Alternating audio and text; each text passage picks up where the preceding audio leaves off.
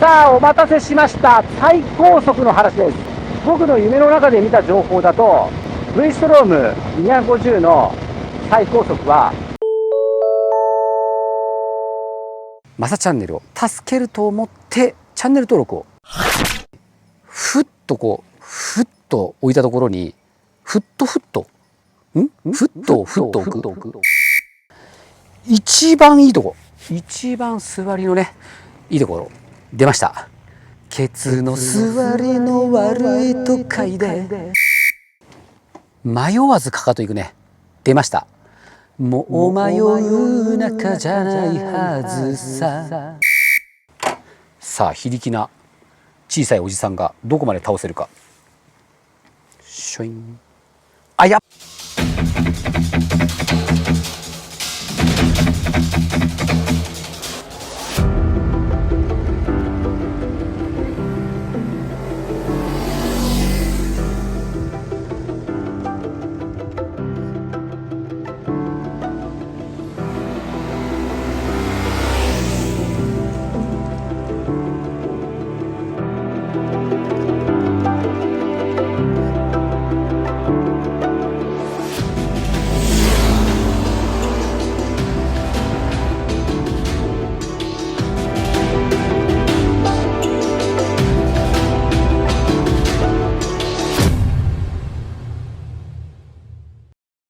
マサチャンネルをご覧の皆様、こんにちは。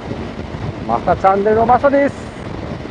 さあ、やってまいりました。V ストローム250高速インプレッションの時間です。私の感覚ではなくて、事実を伝えていきたいと思います。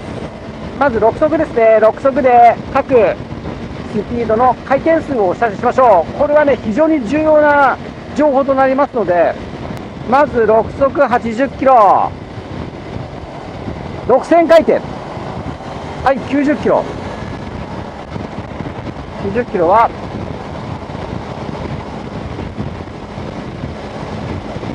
7000、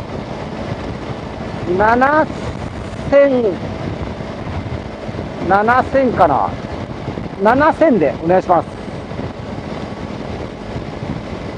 で、90キロ巡航でのエンジンの感じ方とウィンドプロテクションどうかっていうとですね、エンジンはまだ7000回転回ってるけど、まあぼーっと音は聞こえますけど、すげえ回っちゃってんなっていう感じでもないね。で、ウィンドプロテクション、風圧をどこに感じてるかっていうと、そうね、目ぐらい、身長164センチのマサチャンネルで目ぐらいに風を感じますね。で、肩は意外と来ないんだな。意外とね、割と細くて低いからそんなにどうなんだろうって思ったけど、意外とちゃんとしてますね。肩まではそよそよと来てる感じして、胸、お腹、この辺はね、非常にプロテクションされてます。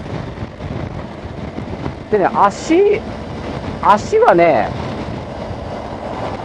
そうね、明確に膝から下には結構風が当たってると思います。じゃあ100キロ。100キロは7800回転。7600回転ですかね。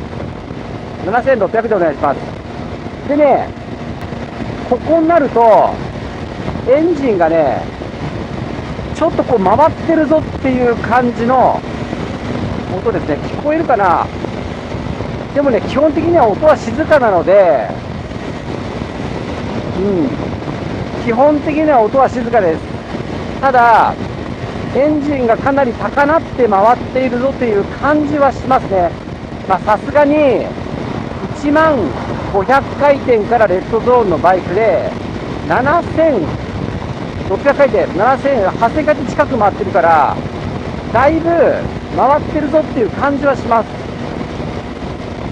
そしてね、振動なんですけど、意外なんだけどね、あんまり振動ないかなと思ったけど、手にね、なんかこう、痒くなるような、痒いなっていうような振動が結構伝わる。これ意外だね。足にもね、やっぱ細かい痒くなるような振動が伝わってきてますね。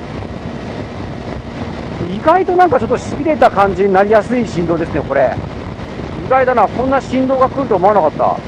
ただね、非常に直進安定性が高い。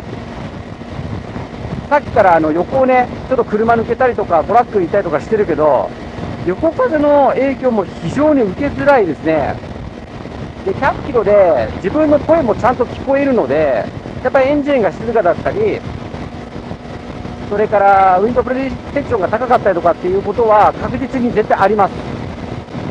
ただ気になるのが、ちょっと振動が来るな。今トラック左側にいて、こういう場面ってすごい風圧来るんですけど、横風もね、非常に受けづらいですね。そのくらい直進安定性が高いバイクです。これはね、250cc にしてはすごいと思いますよ。じゃあ、110。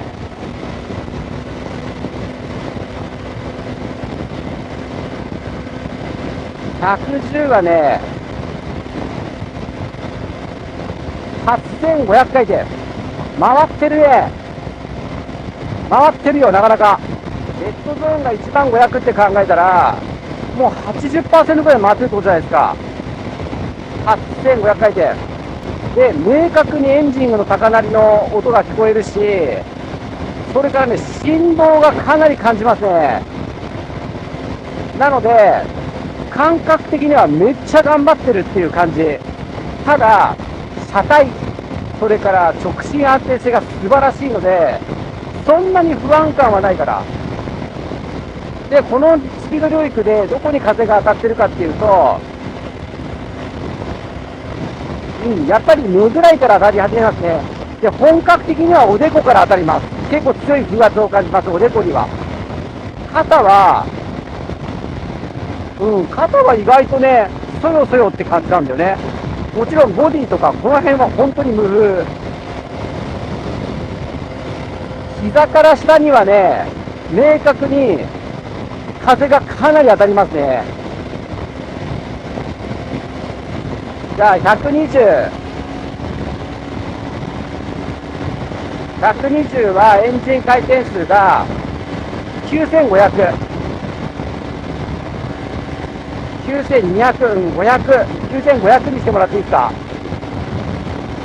やっぱこのスピードになると、もう明確にきついですね。もうだって9500回転、9200から9500回ってるから、もうね、90% ぐらいの回転数なわけだし、振動もね、かなりきますね。なんか振動の種類が、かゆい系の振動ね、かゆくなる系の振動、足にも腕にも結構きますね。ただ、ネイキッドで120で巡航するよりは、風を受けないからね、相当楽だと思います。ただ、エンジンは明確に、もう結構、頑張ってるよって感じ。結構ね。ではですね、100キロで各ギアの回転数を伝えましょうか。各ギアの回転数って言っても、ほとんど余裕がないんで、あまりシフトダウンはできないと思いますね。まず100キロ独速で7500回転。7800って感じかな。じゃあ、一速落とします。5速だと8800回転。4速いけるかな。4速。ギリギリだ。4速で1番回転。もうギリギリですね。だから4速ぐらいまでしか落とせないということですね。だから明確にエンジンのいいところを使って高速道路を走ってるってことなんですよ。だから残念ながらね、余裕はないです。レーンチェンジいきましょう。今100キロこれはね、さすがね、17インチ、17インチのバイクですよ。もう一回。さすがですね。非常に軽い。非常に軽くて、そして、コントロールしやすいです。直進安定性の非常に高いバイクですけども、レーンチェンジは非常に軽いですね。割とね、直進安定性が高いバイク、特に僕が乗ってたね、XATV みたいな、ああいうフロント台後継のバイクは、レーンチェンジするときに、よいしょって、まあ、逆半切ったりとかしないと、割と車体が傾かなかったりとかするのが多いですね。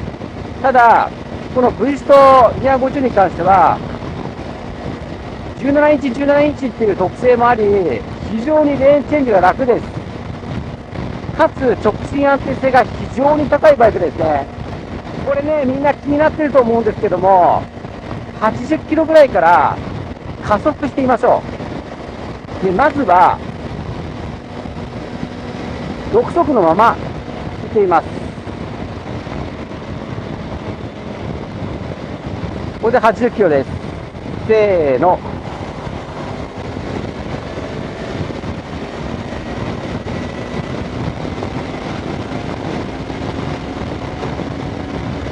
はい、120。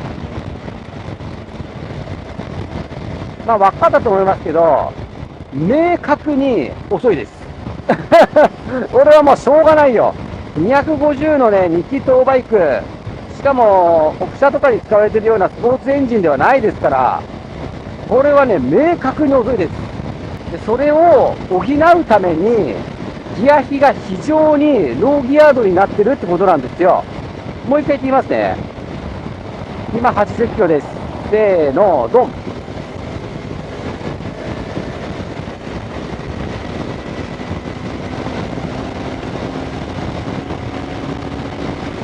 はい。明確に遅いです。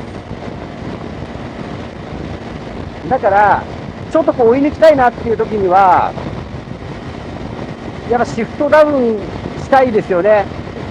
ただシフトダウンしても、シフトダウンが、まあ、4速だともうすぐレブっちゃうわけじゃない ?100 キロだと。だから、シフトダウンしたとしても1速しかできないわけですよ。100キロの場合はね。80キロだったら4速からいけると思います。じゃあ80キロ4速から加速してみましょうか。よし、4速。4速80キロ回転数が8000回転。じゃあここからいきます。せーの、ドン。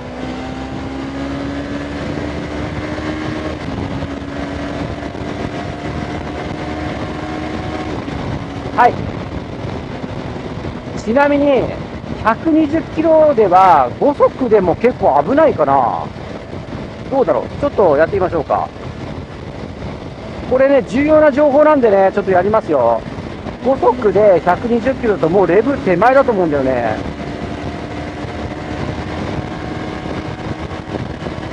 5速120キロでぴったり1万500回転。要はレッドゾーンってことなんですよ。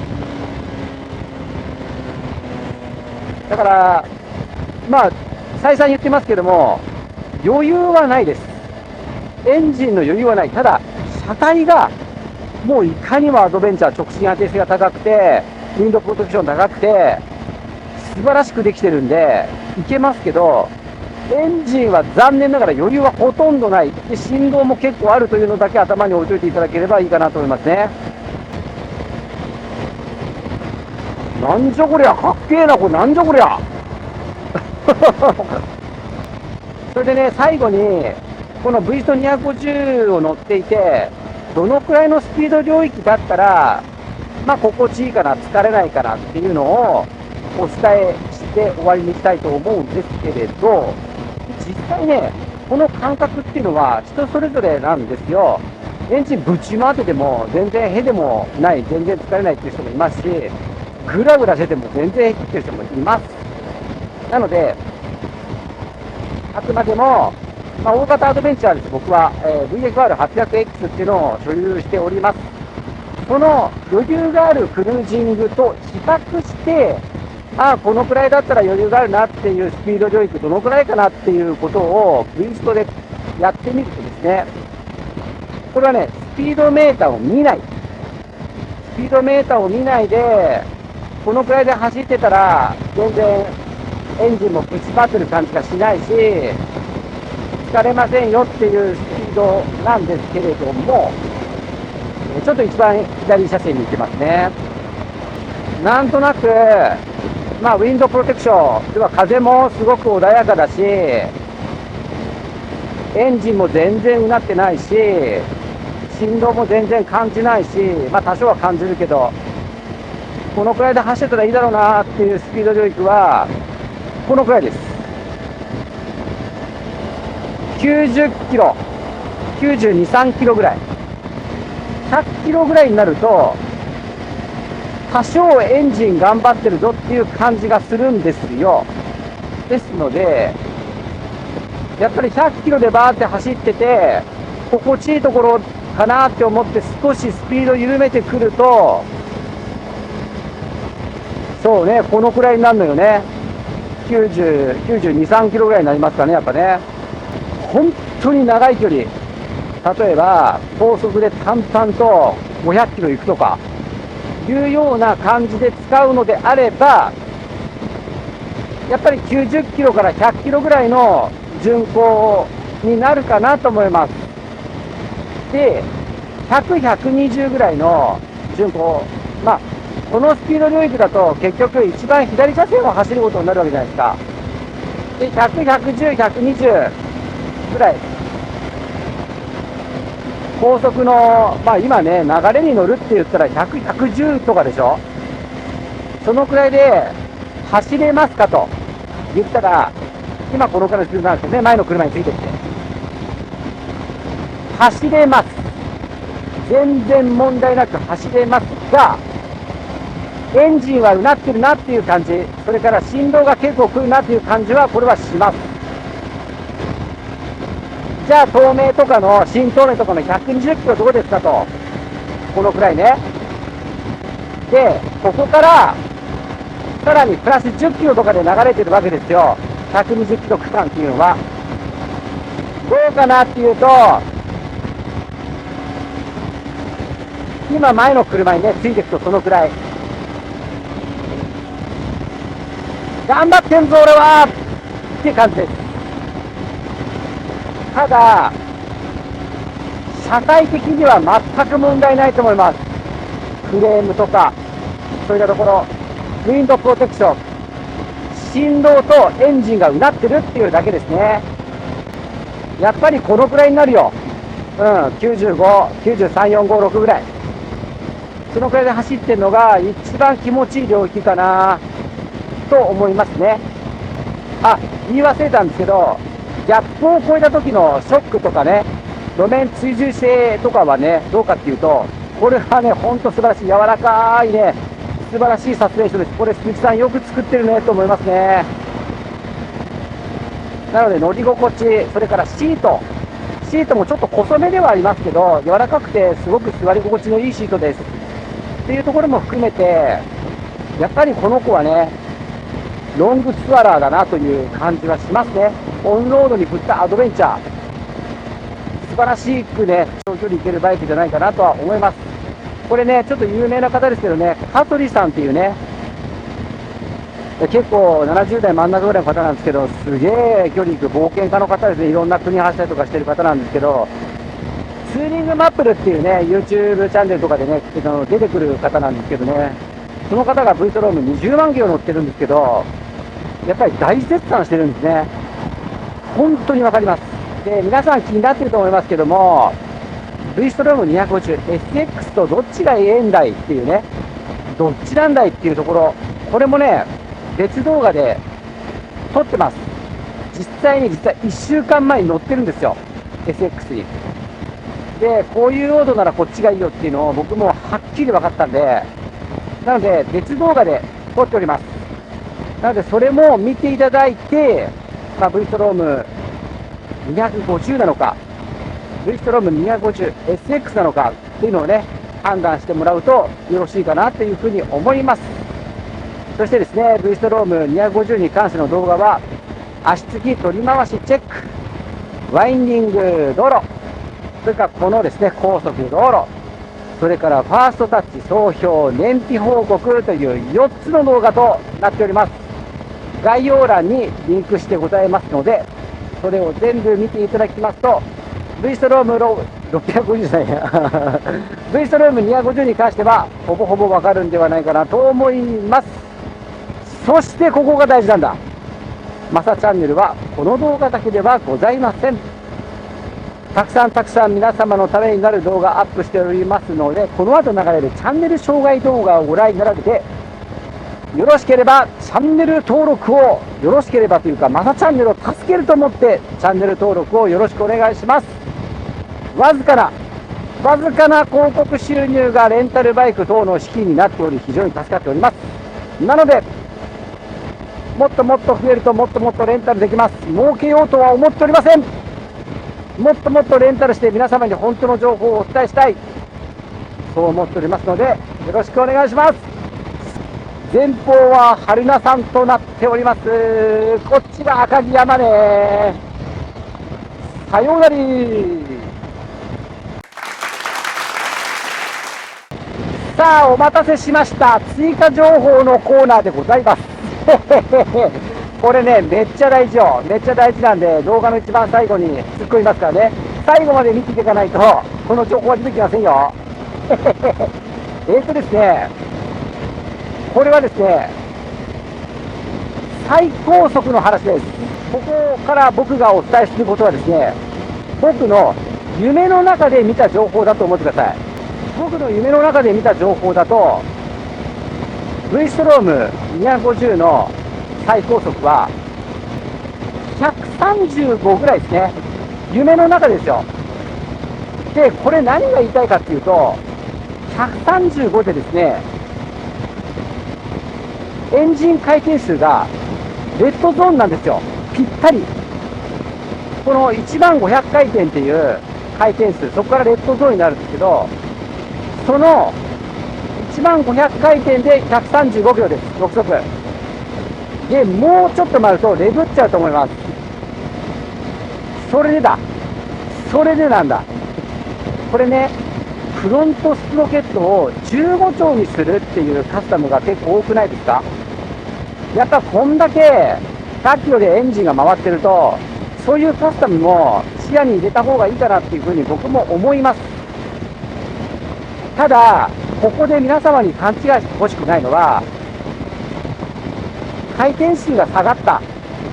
要は、フロント位置を大きくして、回転数ってどのくらい下がるんですかね。多分2、300回転下がるんじゃないかなと思うんですけど、そんだけ下がったところで、最高速が変わるわけもないんですよ。多少、100キロ巡航時のエンジン回転数が下がるかなという感じで思っていただければいいかなと思います。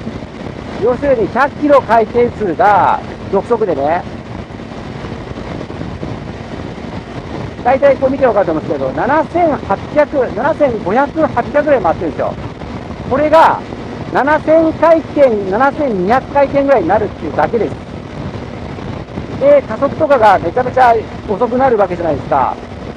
って考えたら、どうかな、するべきカスタムかどうなのか、これはね、すごく難しい判断だと思います。ちなみに僕がですね、クロスカブを乗っているんですけども、皆さんね、フロント15丁、15丁って騒いでんですよ。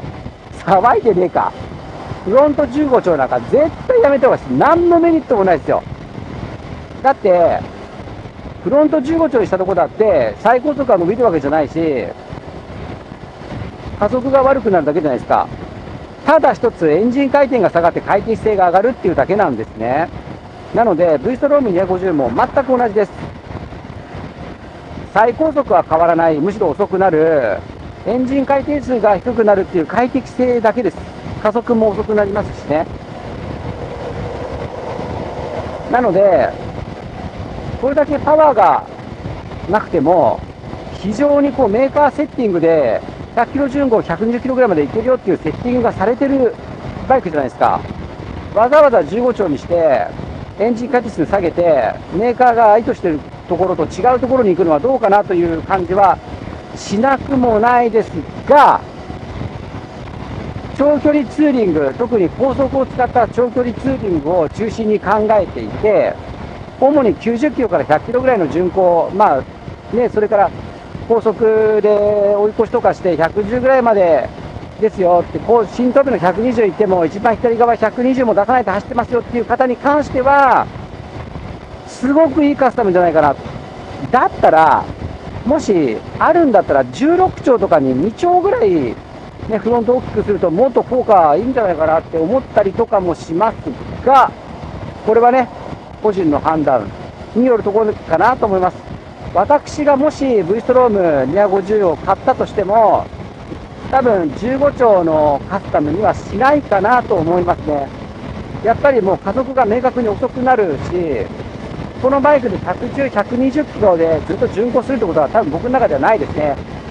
100キロから110ぐらいの巡航でずっと行くんじゃないかなと思います。もし巡航、高速を使った高速ツーリングをするにしても。って考えたら、このくらいの丁数がやっぱりさすがだよね。鈴木さんがね、メーカーの開発力をかけてね、作ってるバイクなんで、このくらいでね、回ってんなって感じはするけど、そんなに違和感はないから、僕はこのままの調数がいいんじゃないかなと思ったりとかします。っていうことで、追加情報、おまけ情報でございました。バイナリー。